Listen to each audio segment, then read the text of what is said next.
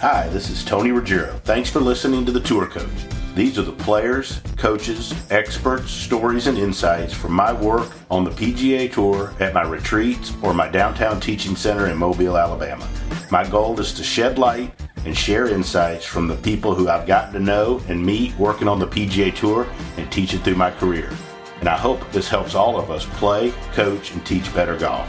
If you like what you hear, please give us a good review and take a look at our new Dew Sweepers YouTube channel or the Dew Sweeper on Instagram, where I've taken some time to share videos of help from my teachings, travels, and journeys.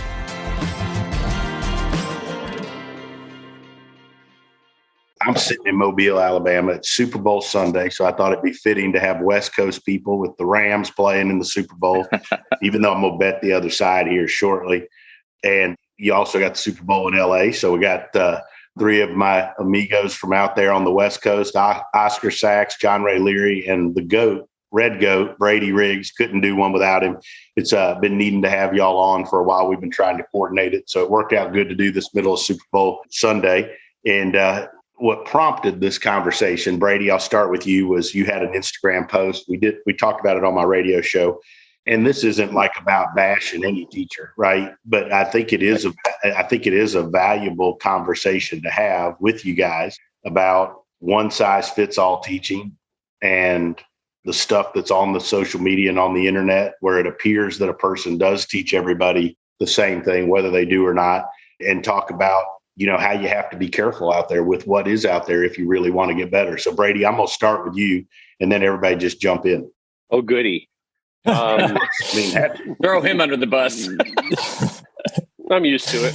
I was screwing around and made a post because Maddie, my daughter, and I were talking about, people send me stuff from other teachers sometimes. And I was just looking at it and having a good chuckle because every single video that you see from certain teachers looks the same. I'm not saying they teach the same to everyone, but they're certainly promoting a methodology that's consistent across the board. And it would seem as if that's what they teach to everyone. I'm not saying that it's one person or whatever, but I just have been teaching a long time, as has Tony. Tony, we've given, I don't know how many tens and hundreds of thousands of lessons. And what you realize pretty fast, a few million, is that there's a lot of ways to do it, and people, I think they see something on social media that is encouraging them to do one thing, and I was choosing to talk about a left wrist inflection spin on the downswing where the club stays behind you. And then I was screwing around pretending the alignment stick was coming out of the grip because that's all the rage. I tried that one too. It was 1993, I think. I was screwing around with the alignment stick coming out of the grip. And I had it. I actually could get it in the grip itself. I don't know if you've ever done that, but man, it vibrates when you hit it. It's a horrible thing. So yeah, we've all done that. I thought I was the genius. I'm like, wow, this is the best thing I've ever invented. And I think that's really my point. It's that you want to make sure that you're teaching the person in front of you and not a methodology. It's important for people that are trying to get better online, if they're looking at different things, to realize you don't have to swing like somebody else. You really don't. There's so many ways to swing. I watch John teach on a daily basis. He works with all kinds of different players, shapes and sizes, and has success with everybody that comes through the door. And Tony, my goodness, Tony, your players. You've had hookers and slicers and everything in between. Yeah, and I think that's sure. And I think just like overall, I would just say that's the point of my post. And I think I'm a big believer in that in my teaching. And I really like to relay that information. I'm going to bring up a quote I had yesterday from a player that I thought would be interesting and everybody can comment on it. Good player, plays in an SEC school, telling me my internet connection's unstable. Hell, everything about me is unstable. But anyways, the good player, I've taught him forever, probably since he was 8, right? He plays in the SEC, good player. And we were talking about another player and going to one of these guys and, and I said something like, well, they make everybody do the same thing and this, that, and the other. And his comment I thought was interesting. He's like, I think everybody, this is a summary, but like everybody, all really good teachers have good information. He said, it's more important for me to have somebody that I have a relationship with that's invested in me. And that relationship's equally as important as what we work on. And I thought that was a pretty good observation. I don't know that My fear is that our business is going away from that, right? I think people used to stick with people, and with people, you could finish it at people with people and that relationship longer. And I think now everybody's more into with everything on this. Everybody thinks that somebody has a magic bullet, and you guys can comment on that, but I think that there isn't any magic bullets. I think we all have access to a lot of the same information. It's in how your ability to communicate and coach it. And everybody can get somebody to bow their left wrist and hit a push cut, for Christ's sake, right? If that's what we want, So, my fear, and I would like your comments, is that we're getting away from the fact that the relationship is important. Yeah. I mean, I think the relationship is, I've got two guys here who I spend a lot of time with, and had to deal with me a lot. And, I just, John, I spent a lot of time with. Brady, a ton of time with. And I wasn't an easy student to deal with, but they dealt with me well, not just the technique stuff. They really, I just felt that they cared. And, that was a big part of it. And I think that, it's, I think all of us have played golf at a reasonably high level. And I think that, when you can get someone who's been through the struggle and can get where you're coming from, that's a big deal. And I think that, I hope that doesn't get lost, that players can, or coaches can, the care thing is massive. Yeah. What about you? I don't think the caring coach is ever going to go out of style. Okay.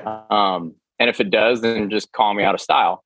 But I was asked that question before, and I said, what kind of coach are you? Right. And I go, I'm, in terms of the connection you have with your players, I have a lot of developing juniors that I work with, and I'm the coach. And thankfully I have a very understanding wife. I get that 2 and 3 o'clock call in the morning going, Coach, I messed up and I need some help. Right. Mm-hmm. So, those students that I've had for years, that's the kind of coach that I am. Right. And I get what you're saying about the social media, and people see this thing and, oh, I want to go do that because this guy's got 50,000 followers. Mm-hmm. There's nothing wrong with that. I'm like, hey, some people work at it, and some of those coaches are really, really good. Oh yeah. 100%. Right. They're really, really good, but you're still going to be found out just because you have a bunch of followers and you go, you know what, I'm going to go down that road and I'm going to go try this coach out. And then they don't get that attention. I think it's sort of a one and done, honestly. And then they, come back to you and go, I messed up. And I've had that, Oh, yeah.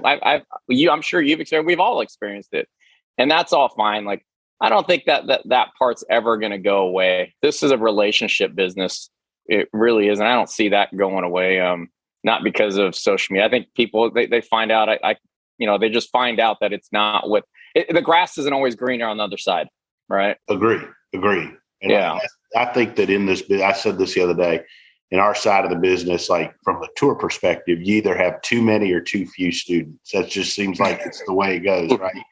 And, you either have too many or you have not enough, and it just seems to go up and down.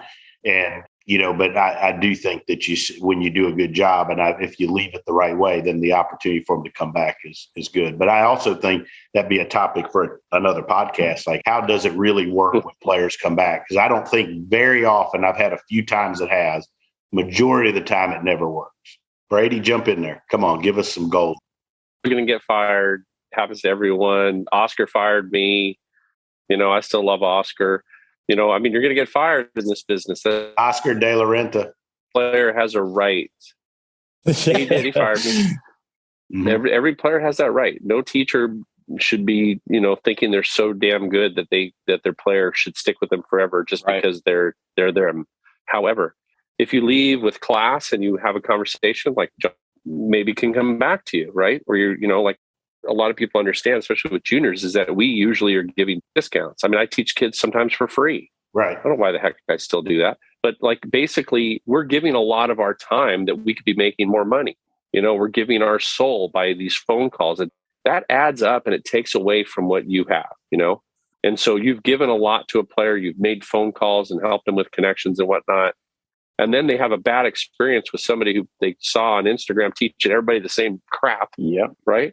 And then they're, and when I was younger, yeah, come on back. I don't do that anymore. I'm Irish. I'm old. I'm bitter. If you want to leave with class, you can come back. And if you don't, go have a nice day. It's just life's too short to have to deal with that crap, because I guarantee you the parent is going to do it again. Yeah, I agree with the class part. I was fired so many times last year. It was crazy. It was such a good year. What do they say? Two kinds of students? The one that's left you and the one that's about to leave you. But I'll say this. I got some great advice from a buddy of mine, Greg Carton, Dr. Carton.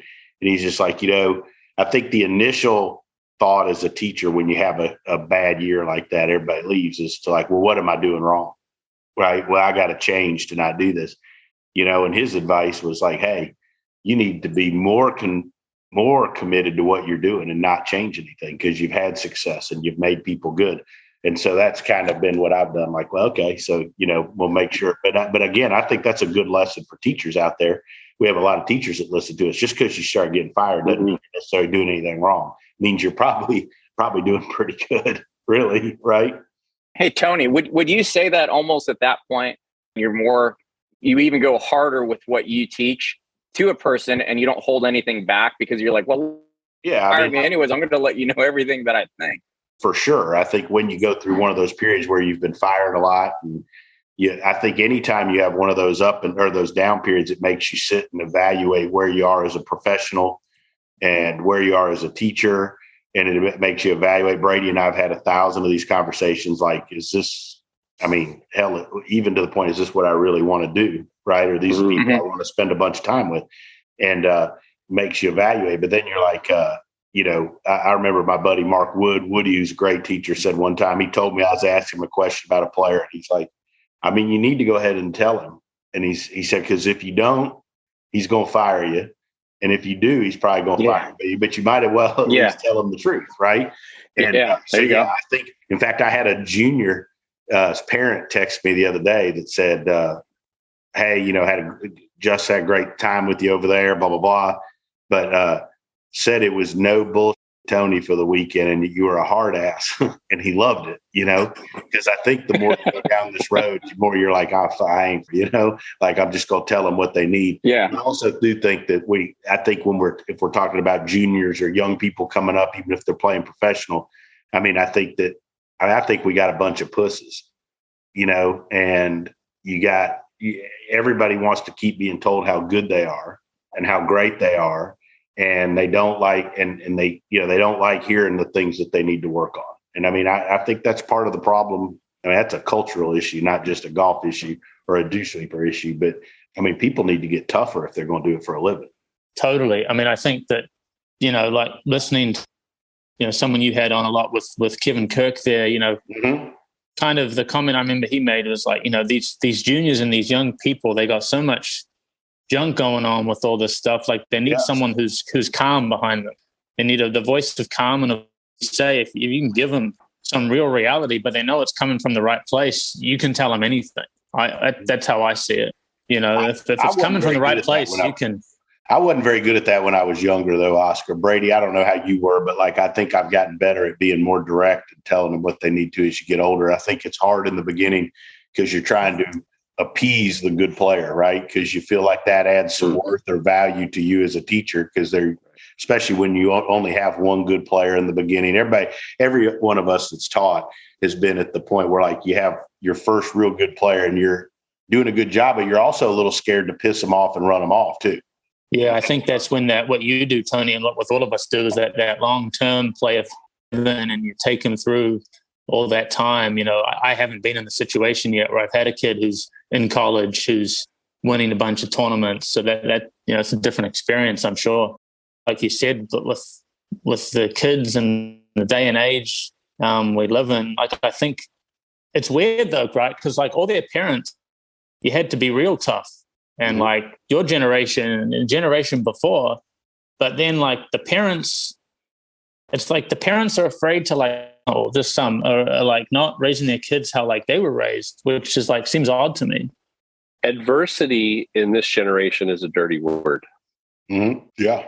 People are not allowed to have any adversity, right? So everybody totally structured. You don't drop your kids off the course and they go play. Everything's got to be completely structured. It happens in other sports. I coach soccer, same thing. There's no playing going on. It's all organized. Like back in the day, if you got a bad grade on a test, your parent probably yelled at you, Tony, right? Like it was like the parent goes to the teacher. So what the hell are you teaching my kid? You didn't do a good job, right? So it's crazy. It's everybody else's fault, right? Everybody's a victim, and there's a lot of adversity, and you know that steel sharpens steel, right? So I think what you said before, Tony, that Woody told you that's my mantra right there. Like, I'm going to get fired for the right reasons than keep a student for the wrong ones. I'd rather tell them the truth. Hopefully Oscar had that experience before he fired me. And I'd rather do that. I'd rather say, look, this is what you got to do. This is where you are. Your habits aren't meeting your goals. Change your goals or change your habits. If the parent doesn't like it, they'll fire you. Who cares? You don't want that kid anyway. And I just think it's just easier for everybody weekend, because then you don't have to remember what BS you were saying. It was just the truth. Oh yeah. Yeah.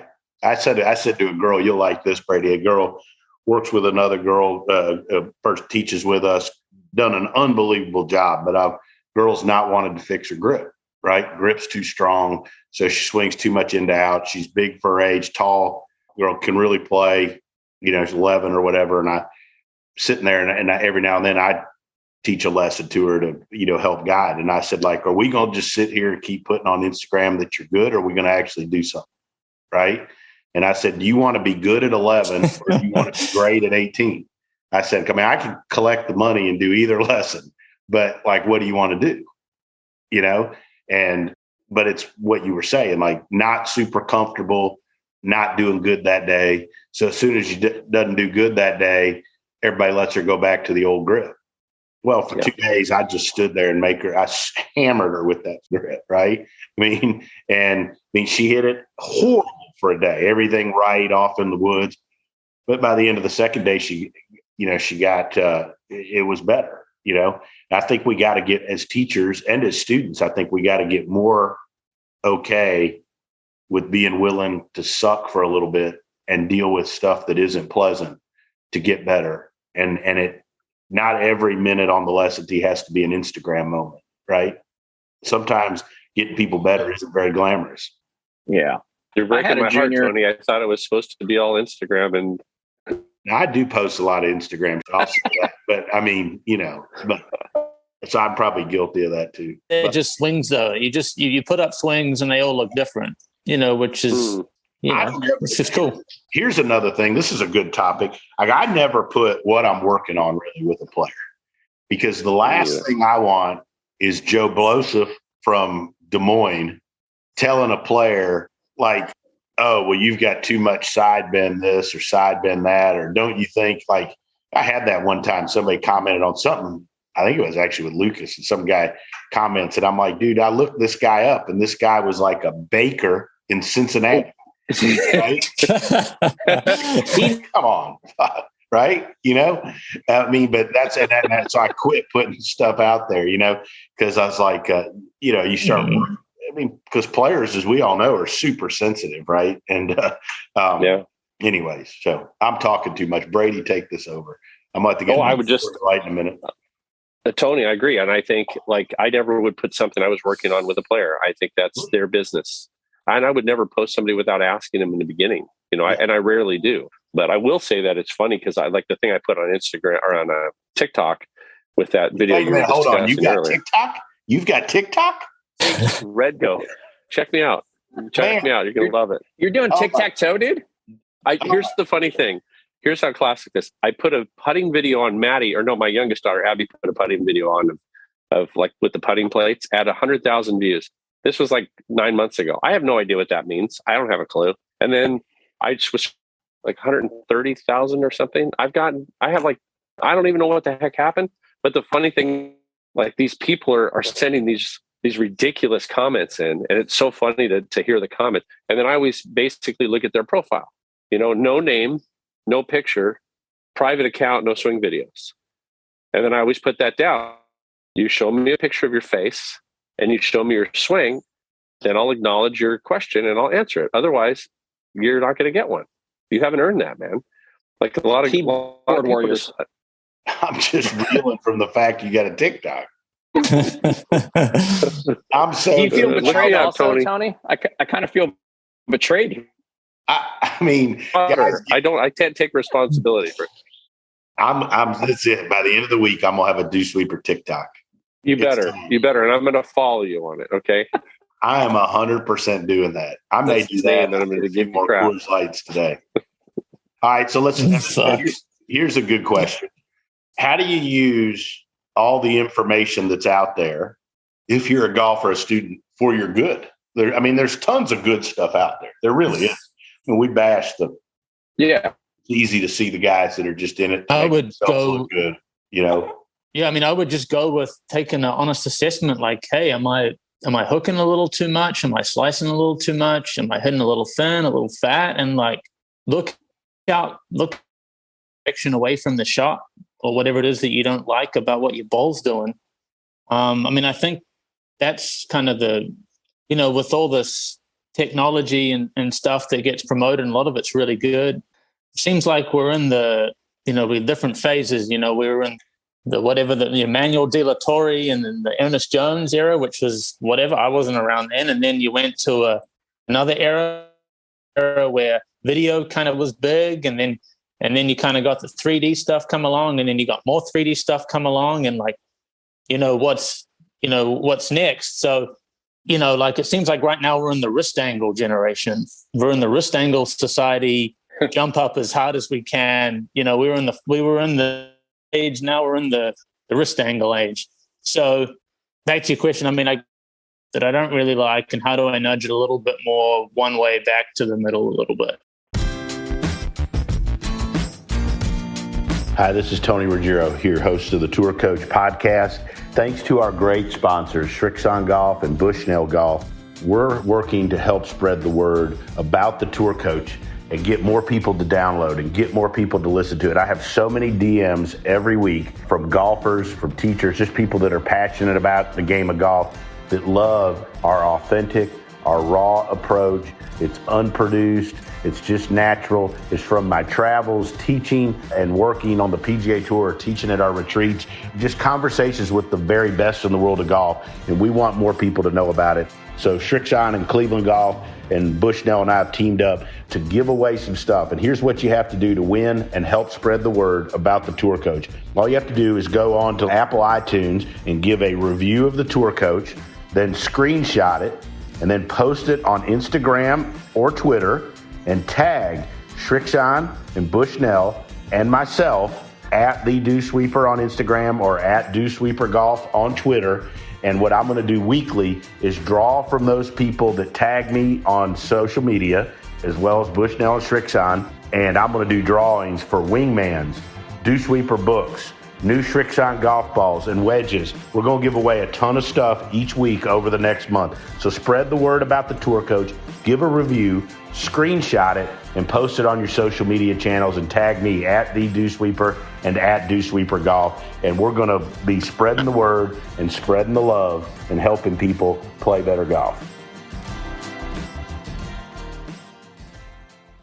I think there's a lot of people that equate a lesson as good, whereas if they make the speed number on a quad go up or a TrackMan, and I've seen that, right? And I use biomechanics in my teaching, Dr. Lynn and stuff, and I've been to a bunch of these seminars and stuff, and all they talk about is we got them from 99 to 105, and it's like, but the guy hit 40 yards offline, right? I think that's one concern, right? Like with all this just because you add 5 miles an hour to a guy's golf swing doesn't mean you made him a better player or that you've done a good damn job in the lesson, unless he came to you specifically and said, I don't care about anything other than I need to pick up 5 miles an hour.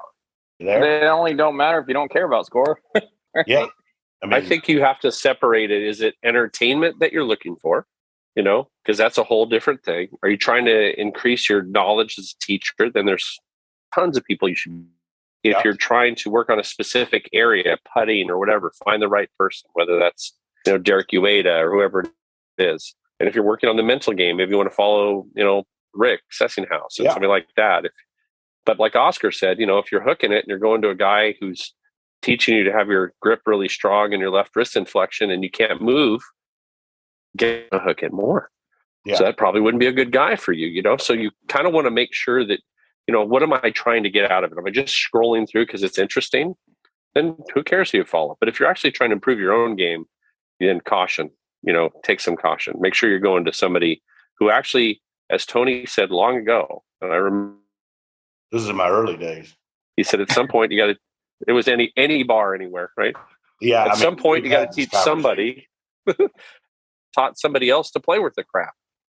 That's kind of important. So if they're just some dude that's putting the same swing out there, I would maybe say that. That's something to avoid.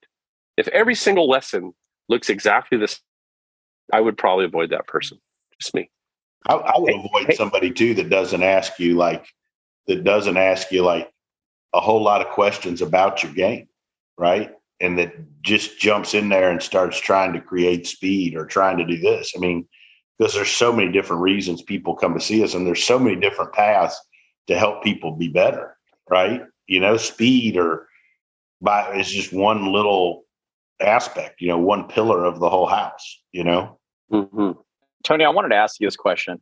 There was a post this week, and it was Bryson versus Bryson, pre-bulk versus post-bulk. Did you guys see this? Yeah, that was good. What do you guys think of that?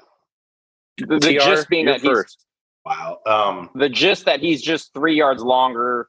His scoring average pre-bulk was 69.6, and then post-bulk it was 69.5. His ranking, he's one spot higher. He's got one major win versus 0, 13 top 10s versus 17, 5 total wins pre-bulk, 3 post-bulk. Those are both in 42 total starts. I'll start with this. I think the interesting thing about what Bryson did is that he wasn't the 180th player or 200th player in the world when he undertook this. He was the 5th or 6th, whatever it was, 6th ranked player in the world who I would think would have won a major at some point regardless, right? I think he was one of the best players in the world when he undertook it. So, you got to respect a guy for pushing himself, thinking that he needed to do that, and I kind of equated it to like when Tiger left Butch. I mean, I don't know any of the reasoning or whatever, but like he had just won and beat the hell out of everybody by how many in every major, and won the Tiger Slam and all that, and felt like there had to be something out there that was going to make him even better, right? And, you got to think that Bryson and Como, who I know we all know, had to have had that type of thinking, like that this was going to give him some advantage over everybody by chasing that and doing it. And also, I think seeing the way that the game is going is obviously going in that direction.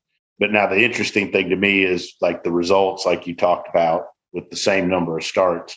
It'd be more interesting to me to like if you could get them like doped up where they had to tell the truth and say, like, did they expect better results and more major wins than they've had now doing it, right? Right. Like, would you do this all over again, knowing the results? Mm-hmm. If I could chime in, I would say, John, you're missing out on a really important result, which was the 8th place finish, I think, in the long drive championship. I mean, we can't discount the importance of that. Not at all. Not at all. Dang it, I forgot. Yeah, you're right. Yeah. I'm here for the facts. The other thing I'd say is somebody's got to do it. Time will tell. Like, is this a sustainable, which we've all talked about, is this sustainable over the long haul?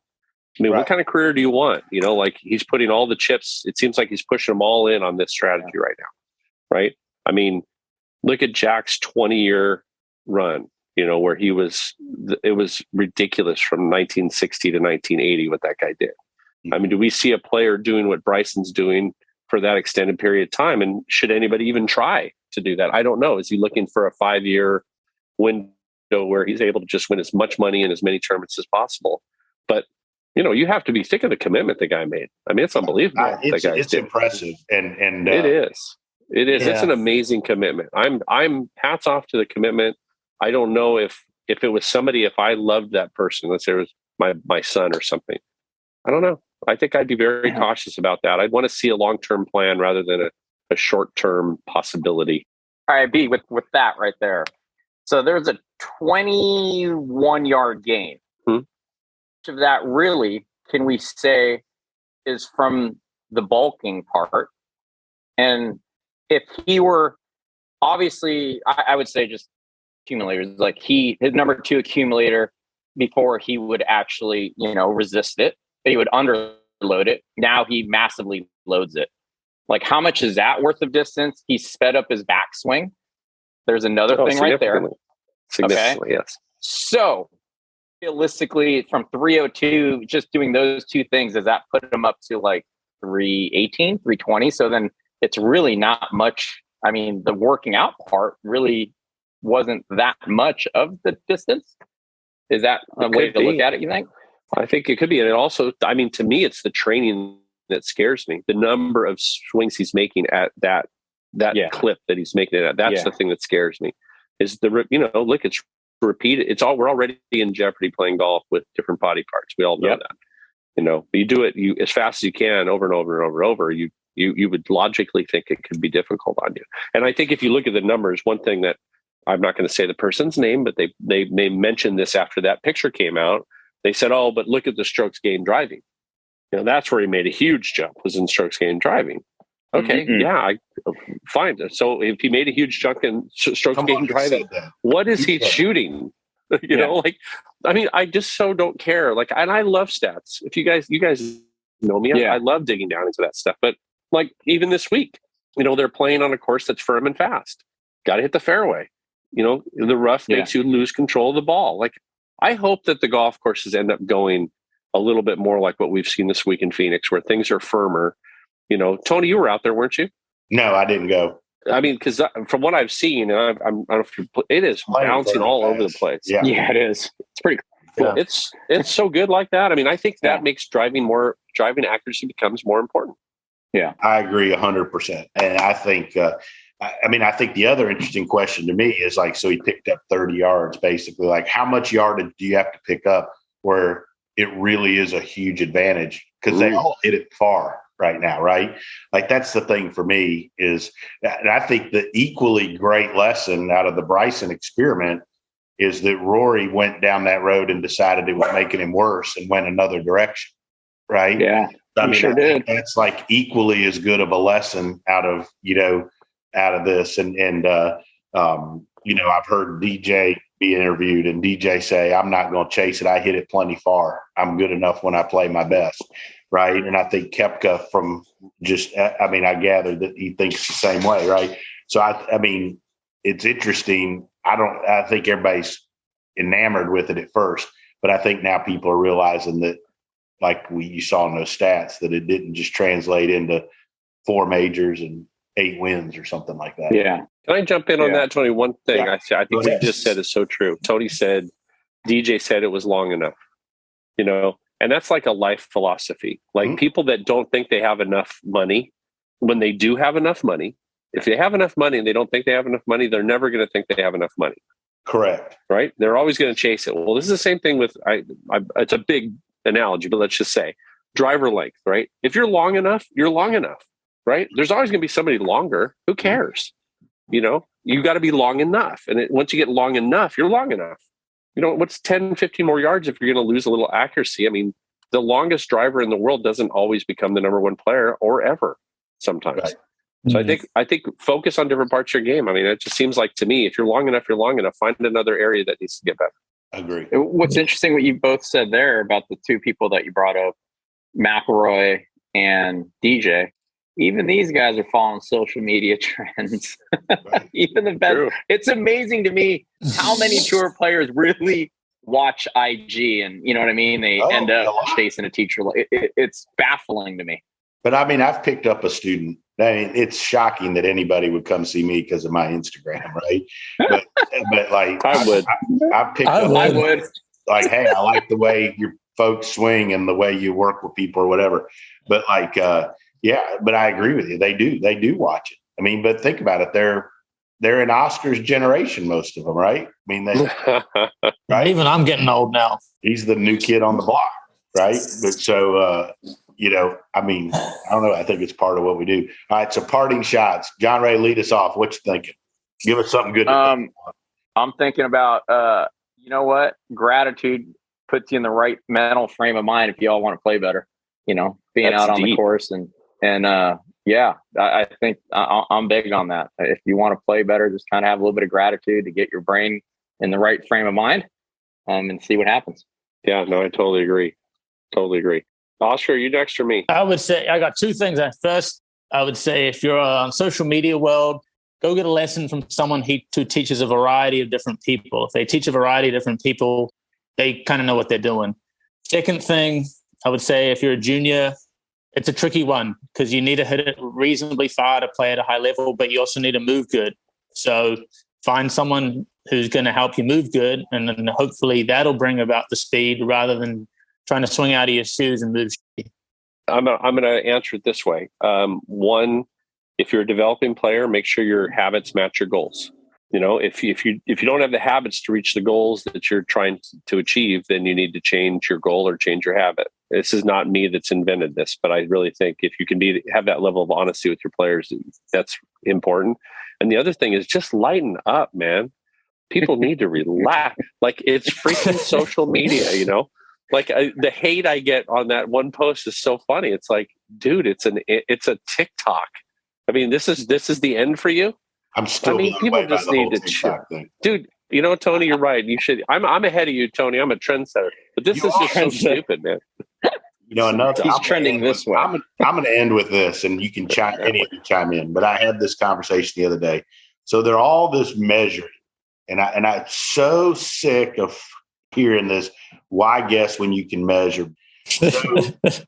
So and everybody's like, oh, well, he measures this way, so we're just going to leave him there. So, like, to me, my thought is my job as a coach and a teacher is to take a person and to help develop them, regardless of age, flexibility, ability, to take them from where they are and use my expertise and skill level to coach and develop them to make a better movement, become a better player. Like, when you just measure a person and say, oh, well, he hits it way harder leaning on his left leg, like, that's assuming that the guy isn't going to work, isn't going to get any better, and that I can't coach to make him learn to wind up behind it and turn through it. And that I'm so sick of turning on this and every jack leg. Well, I mean, why guess when you can measure? Like, get out there. We all can measure. Why don't we get out there and actually teach somebody how to turn back and through, right? Like, and if they can't, because they physically can't, get them with somebody that can help it. All right, I'm off my soapbox. Did I piss anybody off, Brady? Was that bad? That was great. That was absolutely fantastic. That just made my whole day right there. As usual, Tony. That's why every time Tony calls, I pick up the phone because some wisdom's going to come my way. But it's true. You know? Like, we're coaches, we're teachers. Develop somebody, make them better. Don't just look for an easy way out and measure them and lean them to one area. And here's another. Can I add on to? Can I pile on to your? I'm going to pile on, Tony. And I'm all for measuring, by the way. I'm all for measuring. And I know you are. Finding out what a person's body can do. But come on. Get on the course.